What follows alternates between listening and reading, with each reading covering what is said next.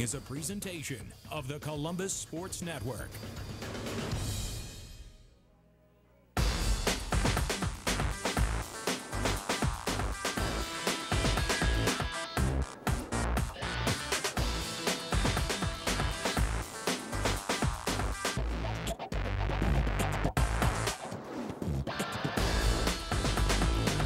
Overcast skies greet us from Celtic Field on the campus of Dublin Jerome High School, but we are ready for baseball OCC Cardinal style. As today, Westerville South takes on Dublin Jerome on the high school baseball game of the week here on CSN. Hi, everybody. Welcome to Columbus Sports Network. Randy Reinhardt alongside Eric Welch. And when last we got together, it was about 35 degrees cooler for high school baseball. Much warmer day today, Randy. Looking out on the field, both teams are in short sleeves. We're going to try to do that when we get up to the booth. But before that, we have to get this opening going. All right, let's talk about Westerville South. First of all, a team that is 6-3 on the season, 1-3 in the Cardinal, coached by Tim Bates in year number 5.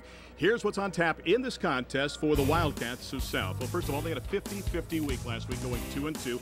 Also, they need lots of offense because they've a team that's really hitting .382 has been carrying the pitching and the defense as well. Also, when you look at this team, the deuces are wild. We're talking about number 22, who hits number 2, and he plays at base number 2. We're talking about Dominic Palumbo. It all starts with Dominic Palumbo. You see there, he's the son of assistant coach Pat Palumbo. Leads the team with that .567 batting average, .600 on base average. He will make the Wildcats go. On the other side, it is Dublin Jerome, the Celtics, coached by Chris Huseman in year number 4. They are 4-7 overall in the campaign, 1-3 in league play. And here's what's on tap for the Celtics in this contest this afternoon. Well, first of all, they are starting to gel. 750 in their 4 games last week. They need some pop, averaging just under 5 runs per contest. And they have a tall order on the hill. He's 6'8". He's not Randy Johnson. He goes by the name of Neil Johnson. 6'8", Neil Johnson, 215 pounds. He's just a junior, but in his last outing on Friday, Randy, he shut down Grove City High School, beat them 3-2, went 7 innings, only gave up 5 hits. He has a 0.64 earned run average coming into today's game. And he's also the center on the basketball team as well. Should be a great matchup. The Wildcats and the Celtics right here on CSN High School Baseball. We are local sports now. Wildcats in year number 5. What a job he has done with that program. Actually was an assistant baseball coach, 88 to 92. Then was an assistant football coach. Took off some time as well then to coach his kids in baseball. He's 43 years of age. Played for Otterbein back in 83 when they made it to the championship game in D3. Robbins to lead it off for the Wildcats, and pitch. Hitting second is Palumbo, the second baseman. Hitting third, Kyle Mish in center field. Batting fourth is Brad Pruitt. He is the catcher. Hitting number 5 is Derek Landis at first base. Hitting sixth is Ben Williams, the left fielder. Batting number 7, Garrett Gillette. He is the DH for Wilson, the right fielder. And Jared White is at third base, hitting number 8. And Brian Williams is the shortstop and batting number 9. That's the batting order for Westerville South in this contest.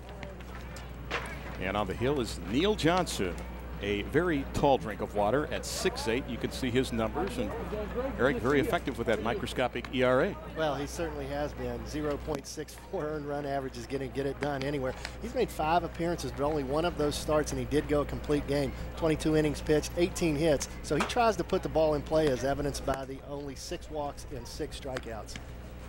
Ladies and gentlemen, today's game can be seen this evening. And Eric Robbins will lead it off, and it's not too often you see a pitcher who will lead it off, but Robbins is a guy that would normally play shortstop, but Alex Mays, the first baseman, is on a college visit today for Westerville South. So Eric, that really meant they had to move the lineup around a little bit for Tim Bates and company. And as you check out the umpires, Rod Sink behind the dish, and Darren Hess will handle the bases. And that's pretty common this time of year if you're a basketball star or a football star, that it's time to make a visit to your next institution of higher learning. Well, it certainly is, and sometimes you really can't control when you go, and obviously he wants to get as many of his legal visits in as he can, his official visits. And, you know, talking with Eric Robbins' dad, the pitching coach, before the game, he said he can be ready to go at a moment's notice, so this was no surprise to him. They were kind of throwing that around that he would take the hill, and you know he's going to go out there, just throw strikes, try to put the ball in play, exactly like we're going to see Neil Johnson here for Dublin Jerome.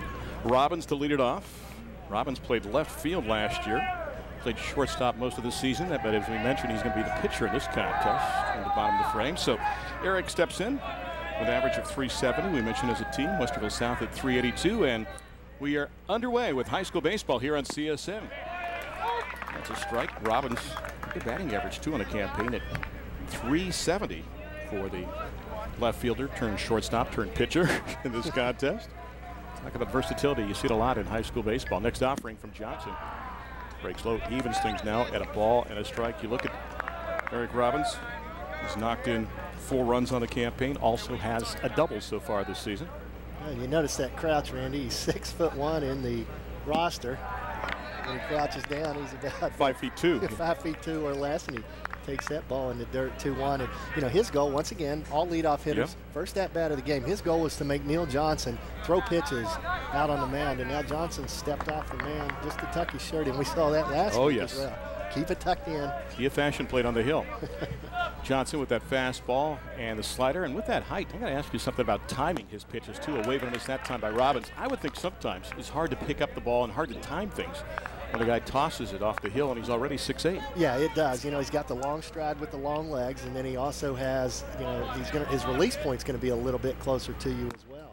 And he throws an off-speed pitch on the 2-2, and it's inside. But you know, the thing with him, he's not going to overpower you. And as a hitter, you have to go up there with that mindset. He's not going to throw 90 miles an hour, even though he's 6'8". So you go up there, look fastball, adjust to anything else. And the 3-2 offering misses down and away and skips all the way to the backstop. And with a free pass is Eric Robbins to lead it off here in the first inning. So runner at first and go down to second base and a throw, and they say he's in there safely at second base. So Josh Lento trying to hustle back to get the baseball, and into second is Eric Robbins to start things here in the first inning. Well, Lento was a little bit fooled by this ball. Couldn't quite find it at the backstop. You got to apply the effort and hustle. Look, you see Robbins looking behind him. As soon as he sees that the catcher is having difficulty getting it, he takes off, makes it close. Good effort there. You want to be out there on second with no one out. Charging error on the throw, and the throw down to second on the daylight play. They got him trapped between second and third, and the tag is applied, and he's out at third base. I was just going to mention that with Palumbo at the plate, even with nobody out, don't be surprised if they try to move him to third. I was thinking about the bunt before seeing him go halfway to third base, and on the play, he is caught between second and third, and now it's 1 out and nobody on, and there's the tag applied by Alex Schilling, the third baseman. He tries to slide in underneath, but Schilling steps up enough to get him. But that play started with a good move by the pitcher, Neil Johnson, out there. Shortstop was Robert Phillips, and he snuck in behind him, and he was easy target. In there for a strike, 0-1 the count on Dominic Palumbo, the second baseman. Next offering from Johnson. Also in there. Count goes 0-2. Check it out defensively now for the Celtics with Adolph, Ring, and Polo in the outfield left to right. And the 0-2 coming plateward. This is inside. Infield's got Schilling, Phillips, Sword, and King. Lento behind the dish, and Johnson on the hill.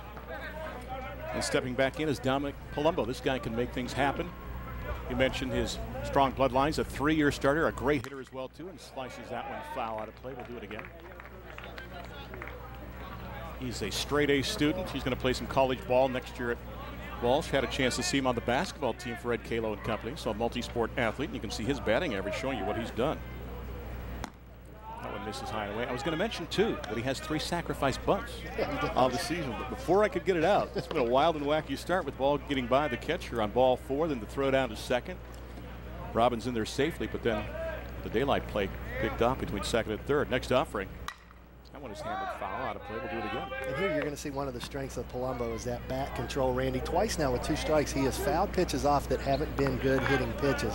But one of the things, you know, you have to apply the effort of Eric Robbins getting down to second with that hustle. But once he gets there, he's in a great spot for Dominic Palumbo to move him around to drive him in, and he doesn't want to do too much. A couple of hops down to first, nicely gloved by Jared King, who gets the bag in time for the out. Well, you hate to harken back, but if the runner's still at second on a play like that, hitting behind him, you've got a runner at third with 1 down. Instead, now you've got 2 outs, nobody on for Kyle Mish. And that, you know, once again, that's what you want to have. You get a good look at the left-handed King there.